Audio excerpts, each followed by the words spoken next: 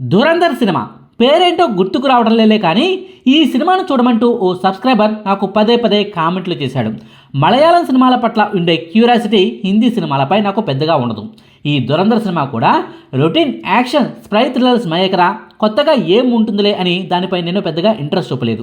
కానీ పదే పదే ఆ బ్రదర్ పెట్టిన కామెంట్లతో పాటుగా మీడియాలో ఈ సినిమా గురించి వస్తున్న వార్తలను చూసి, ఈ సినిమా కలెక్షన్ల గురించిన వార్తలను చదివి ఈ సినిమా పట్ల క్యూరియాసిటీ పెరిగింది. 3:30 గంటల సినిమా అయినా సరే పని గట్టుకుని మరీ రాత్రిపూట ఈ సినిమాను చూడటం జరిగింది. ఇంతకీ ఈ ధురంధర్ సినిమా నిజంగానే అంత బాగుందా? ఫేక్ రివ్యూలతో కావాలని ఈ సినిమాను పైకి లేపుతున్నారా, లేక ఇందులో నిజంగానే మ్యాటర్ ఉందా? ఈ సినిమా విడుదలైనప్పటి నుంచి ఇప్పటి వరకు కలెక్షన్ల ట్రెండ్ ఎలా ఉంది అన్న వివరాలను ఈ వీడియోలో క్లియర్గా చెప్పుకుందాం. ఈ సినిమా ఎలా ఉందన్న వివరాలు చెప్పే ముందు బాలీవుడ్ సినీ విశ్లేషకుడు తరణ్ ఆదర్శ్ పెట్టిన ఓ ట్వీట్ గురించి ఓ చిన్న మాటను చెప్పుకోవాల్సిన అవసరం ఉంది. ఇటీవలి కాలంలో బాలీవుడ్లో బ్లాక్ బస్టర్ హిట్ సినిమాలో చావా సినిమాకు రెండో సోమవారం నాడు అక్షరాల 19,10,00,000 నెట్ కలెక్షన్లు వచ్చాయట. ఇక ఆ సినిమా తర్వాత స్త్రీ 2 అనే సినిమాకు రెండో సోమవారం నాడు అక్షరాల 20,20,00,000 నెట్ కలెక్షన్లు వచ్చాయట. ఇక ఆ సినిమా తర్వాత మన పుష్ప 2 సినిమాకు కేవలం హిందీలోనే రెండో సోమవారం నాడు అక్షరాల 20,50,00,000 నెట్ కలెక్షన్లు వచ్చాయట. కానీ ఈ ధురంధర్ సినిమాకు రెండో సోమవారం నాడు అక్షరాల 31,80,00,000 నెట్ కలెక్షన్లు వచ్చాయంటూ బాలీవుడ్ సినీ విశ్లేషకుడు తరణ్ ఆదర్శ్ చెప్పుకొస్తున్నాడు. చావా, స్త్రీ 2, పుష్ప 2 సినిమాల కంటే కూడా 10 కోట్ల రూపాయల నెట్ కలెక్షన్లను ఎక్కువే ఈ ధురంధర్ సినిమా రాబడుతుందన్నది తరణ్ ఆదర్శ్ చెప్తున్న లెక్క. ఈ సినిమాకు మొత్తం మీద ఇప్పటివరకు ఎన్ని కోట్ల కలెక్షన్లు వచ్చాయి అన్న వివరాలను చెప్పుకునే ముందు అసలు ఈ సినిమా నిజంగానే అంత బాగుందా లేదా అన్న వివరాల్లోకి వెళ్ళిపోదాం. ఇప్పటి వరకు మన ఇండియన్ సినీ హిస్టరీలో గూఢచర్య నేపథ్యంలో, స్పై థ్రిల్లర్స్ నేపథ్యంలో చాలా కథలే తెర మీదకు వచ్చాయి.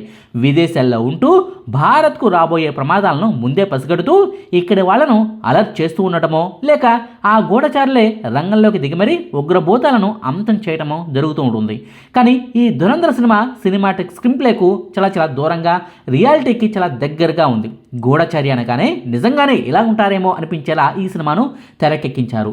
భారత్లో 25 ఏళ్ల క్రితం నాడు జరిగిన రియల్ లైఫ్ సంఘటనలను ఆధారంగా చేసుకుని ఓ కథను రాసుకున్నారు. ఇటీవల కాలంలో పురాణాలకు లింకు పెడుతూ కథలను రాసుకుంటూ సినిమాలు తీస్తున్నారు కదా, దేవుళ్లను కూడా కమర్షియల్ సినిమాల్లోకి తీసుకొస్తున్నారు కదా. ఈ ధురంధర్ సినిమా కూడా అచ్చు అలాంటిదే. కానీ దీనిలో పురాణాలకు బదులుగా రియల్ లైఫ్ ఘటనలను, దేశభక్తిని తీసుకొచ్చారు. 1999 సంవత్సరంలో ఓ విమానాన్ని హైజాక్ చేసి మరీ భారత్ అప్పటికే అరెస్ట్ చేసి పెట్టుకున్న పాక్ ఉగ్రవాదులను పాకిస్తాన్ ఉగ్రవాదులు విడిపించుకుని పోయారు. ఆ తర్వాత సరిగ్గా 2 ఏళ్లకు 2001 సంవత్సరంలో భారత పార్లమెంట్ భవనం మీద ఉగ్రదాడి జరిగింది. ఈ 2 ఘటనల సమయంలోనూ అజిత్ దోవల్ గారు విధుల్లోనే ఉన్నారు. ఈ ఘటనలకు ప్రత్యక్ష సాక్షిగా ఉన్నారు.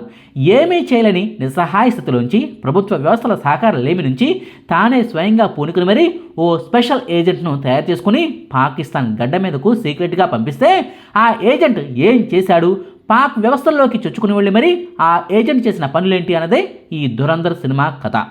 నిజానికి ఇదో కల్పిత కథ, కానీ ఇది నిజంగానే జరిగిందేమో అన్నట్టుగా చూసిన వాళ్లకు అనిపిస్తూ ఉంటుంది. ఈ సినిమా స్క్రీన్ ప్లేను రాసుకున్న తీరు, ఈ సినిమాను తీసిన విధానం చాలా బాగుంది. చాప్టర్ల వారీగా ఈ సినిమా స్క్రీన్ ప్లే ఉంటుంది. కమర్షియల్ హంగుల కోసం అంటూ ఒక్కచోట కూడా పిచ్చి కామెడీ సీన్లను రాసుకోలేదు. పాటలను కూడా కావాలని ఇరికించింది లేదు. అసలు ఈ సినిమాలో హీరోయిన్ అవసరమా అన్నట్టుగా మనకు అనుమానం వస్తూ ఉంటుందిలే, కానీ ఆ హీరోయిన్ పాత్రను కూడా చాలా బాగా ఉపయోగించుకున్నారు. ఆమెకు కూడా కథలో ప్రియారిటీ ఉంది. ఆమె వల్లే కథ కీలక మలుపు తిరుగుతుంది. ఆమె వల్లే మన హీరో గారి తలరాత కూడా మారిపోతుంది.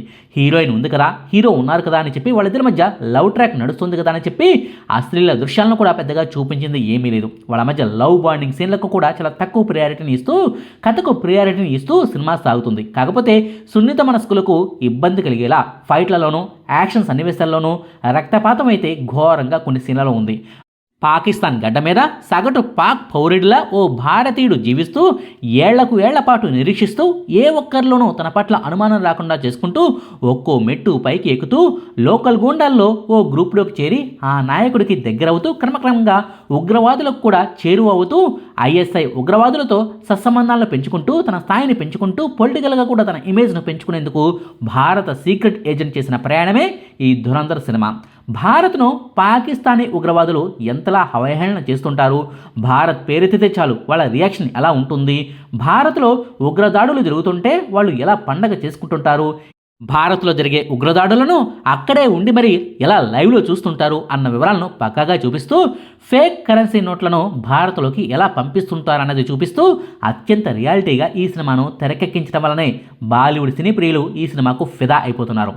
ఈ సినిమాకు ఈ రేంజ్లో ప్రశంసల వర్షం కురవడానికి ప్రధాన కారణం లొకేషన్లు కూడా రియాలిటీకి దగ్గరగా ఉండటమే. ఈ సినిమాలో 100% కథ అంతా పాకిస్తాన్లోనే జరుగుతుంది. అలాగని పాకిస్తాన్ దేశానికి వెళ్ళి మేము ఇక్కడ సినిమాను చిత్రీకరించుకుంటామని పర్మిషన్లు అడగలేము కదా. అలాగని భారత్లోనే ఎక్కడో ఒక చోట షూటింగ్ చేస్తే రియాలిటీకి చాలా దూరంగా ఉండిపోతుంది. అంత ఎఫెక్టివ్గా సినిమా రానే రాదు. అందుకే ఈ సినిమా మేకర్స్ తెలివిగా ఓ పనిని చేశారు. పూర్తిగా పాకిస్తాన్లోనే జరిగే ఈ సినిమా కథను చిత్రీకరించేందుకు ఏకంగా థాయిలాండ్కు వెళ్ళిపోయారు. థాయిలాండ్ రాజధాని బ్యాంకాక్లో ఓ 10 ఎకరాల స్థలాన్ని అద్దెకు తీసుకుని మరీ పాకిస్తాన్లోని కరాచీకి దగ్గరలోని ల్యారీ అనే సిటీకి సంబంధించిన సెట్లను వేశారు. ఈ సినిమాలో నటిస్తున్న వాళ్ళందరినీ బ్యాంకాక్కు తీసుకుని వెళ్ళి మరీ అక్కడే షూటింగ్ను పూర్తి చేశారు. చిన్న యాక్టర్ల కోసం థాయిలాండ్లో దొరికే లోకల్ యాక్టర్లను వాడుకున్నారు. అంతగా కష్టపడ్డారు కాబట్టి దానికి ప్రతిఫలం ఇప్పుడు లభిస్తుంది. ఈ సినిమాలో అజిత్ దోవల్ గారి రియల్ లైఫ్ పాత్రను మాధవన్ గారితో చేయించారని తెలుసు కదా. అయితే ఆయన ఒక్కరిదే కాదు, ఈ సినిమాలోని చాలా రియల్ లైఫ్ పాత్రలను వాడుకున్నారు. చివరకు పాకిస్తాన్ రాజకీయ నాయకుల రియల్ లైఫ్ క్యారెక్టర్లను కూడా ఈ సినిమాలో వాడుకున్నారు.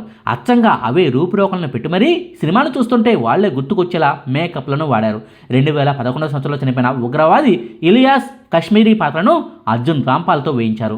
నబిల్ గబోల్ అనే పాకిస్తాన్ ఎంపీ పాత్రను పోలి ఉండేలా రాకేష్ బేడితో ఓ క్యారెక్టర్ను వేయించారు. సంజయ్ దత్ గారు పోషించిన పోలీస్ అధికారి పాత్రను కూడా పాకిస్తాన్లోని రియల్ లైఫ్ క్యారెక్టర్ నుంచి తీసుకున్నదే. వీటన్నిటికీ మించి అక్షయ్ ఖన్నా గారి పాత్ర గురించి ఎంత చెప్పుకున్నా తక్కువే. ఆ క్యారెక్టర్లో ఆయన జీవించేశారు. ఆయన యాక్టింగ్కు రణ్బీర్ సింగ్ మేనరిజం కూడా తోడవడంతో ఈ సినిమా రేంజ్ మరింతగా పెరుగుతూ వస్తుంది. ఈ సినిమా ఈ రేంజ్లో హిట్ అవడానికి అక్షయ్ ఖన్నా గారి యాక్టింగ్ కూడా ఓ ప్రధాన కారణమే. పాకిస్తాన్ గురించి, పాకిస్తాన్లోని రియల్ లైఫ్ వ్యక్తుల గురించి సినిమాలో చూపిస్తూ వాళ్ళు దేశం చేసిన కుట్రల గురించి చెప్తుంటే ఆ దేశం ఊరుకుంటుందా చెప్పండి. ఈ ధురంధర్ సినిమాను బ్యాన్ చేస్తూ ఎప్పుడో పాకిస్తాన్ ఉత్తర్వులు జారీ చేసింది. అంతేకాదు, పాకిస్తాన్తో పాటుగా ఆ దేశంతో సన్నిహిత సంబంధాలు ఉన్న గల్ఫ్ దేశాలు కూడా ఈ సినిమాను బ్యాన్ చేశాయి. Bahrain, Kuwait, Oman, Qatar, Saudi Arabia, United Arab Emirates అంటే దుబాయ్ సిటీ ఉన్న దేశం అన్నమాట. ఈ 6 గల్ఫ్ దేశాలు కూడా ఈ దురంధర్ సినిమాను బ్యాన్ చేసేసాయనవి. అంటే ఏకంగా 7 దేశాలు ఈ దురంధర్ సినిమాను నిషేధించినట్టు లెక్క.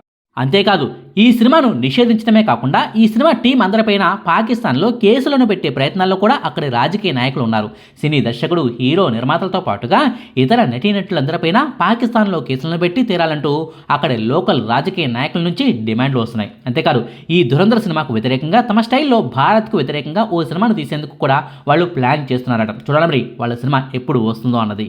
ఈ విషయాలన్నింటినీ పక్కన పెడితే ఓ సరికొత్త ఎక్స్పీరియన్స్ కావాలంటే మాత్రం ఈ ధురంధర్ సినిమాను తప్పకుండా చూడండి. తెలుగులోకి ఇప్పటికే తీసుకువచ్చి ఉంటే బాగుండేది. చావా కంటే కూడా బెస్ట్ కలెక్షన్లను రాబట్టి ఉండేది. ఇప్పటికైనా మించిపోయింది ఏమీ లేదు. కనీసం ఈ వీకెండ్ లోపు ఈ సినిమా తెలుగు వర్షన్ను థియేటర్లోకి తీసుకొచ్చిన డిసెంబర్ చివరి వారం వరకు కూడా మంచి కలెక్షన్లని తెలుగులో రాబట్టే ఛాన్స్ ఉంటుంది.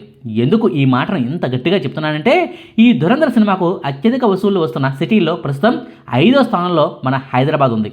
ఎస్, మీరు విన్నది అక్షరాల నిజం. హైదరాబాద్లోనే అందుబాటులో ఉన్న హిందీ వర్షన్ సినిమానే మన తెలుగు వాళ్ళు చూస్తూ ఉన్నారు. అదే తెలుగులోకి కనుక వచ్చి ఉంటే ఈ కలెక్షన్ల రేంజ్ ఇంకాస్త పెరిగేది. డిసెంబర్ 5వ తారీఖున విడుదలైన ఈ సినిమాకు మొత్తం 11 రోజుల్లో భారత్లోనే 381 కోట్ల 25 లక్షల రూపాయల నెట్ కలెక్షన్ వచ్చాయి. ఓవర్సీస్లో మరో 130 కోట్ల 50 లక్షల రూపాయల నెట్ కలెక్షన్ వచ్చాయి. అన్నీ కలిపి 11 రోజుల్లోనే ఈ సినిమాకు 600 కోట్ల రూపాయలకు పైగా గ్రాస్ కలెక్షన్లు రావడం గమనార్హం. నిజానికి ఈ సినిమాకు మొదట్లో పెద్దగా కలెక్షన్లు రాలేదు. ఓ రొటీన్ యాక్షన్ స్పై డ్రామా సినిమాగానే మొదట్లో ప్రచారం జరిగింది. మొదటి వారం అంతా కూడా కలెక్షన్లు డల్గానే ఉన్నాయి. మొదటి రోజున ఈ సినిమాకు 28 కోట్ల రూపాయల నెట్ కలెక్షన్లు వచ్చాయి. ఆ తర్వాత 2 రోజు శనివారం నాడు 32 కోట్ల కలెక్షన్లు వస్తే ఆదివారం నాడు 43 కోట్ల రూపాయల నెట్ కలెక్షన్లు వచ్చాయి. ఆ తర్వాత మొదటి వారం రోజుల వరకు కూడా 30 కోట్ల రూపాయల లోపే ప్రతిరోజు కలెక్షన్లు వచ్చేవి. మొత్తం మీద మొదటి వారంలో ఈ సినిమాకు 207 కోట్ల రూపాయల నెట్ కలెక్షన్లు మాత్రమే వచ్చాయి. కానీ సెకండ్ వీకెండ్ నుంచి ఈ సినిమా పుంజుకుంది. మౌత్ టాక్ విపరీతంగా పెరిగింది. దాని ప్రభావం కలెక్షన్ల మీద కూడా చూపిస్తోంది. సెకండ్ వీకెండ్లో శుక్రవారం నాడు 32 కోట్ల 50 లక్షల రూపాయల నెట్ కలెక్షన్ లాగా, శనివారం నాడు 53 కోట్ల రూపాయల నెట్ కలెక్షన్ వచ్చాయి. ఆ తర్వాత ఆదివారం నాడు ఏకంగా 58 కోట్ల రూపాయల నెట్ కలెక్షన్ వచ్చాయి. మొదటి రోజున ఈ సినిమాకు 28 కోట్ల రూపాయలు మాత్రమే వస్తే 10వ రోజున ఆదివారం నాడు అక్షరాల 58 కోట్ల రూపాయల నెట్ కలెక్షన్ వచ్చాయి.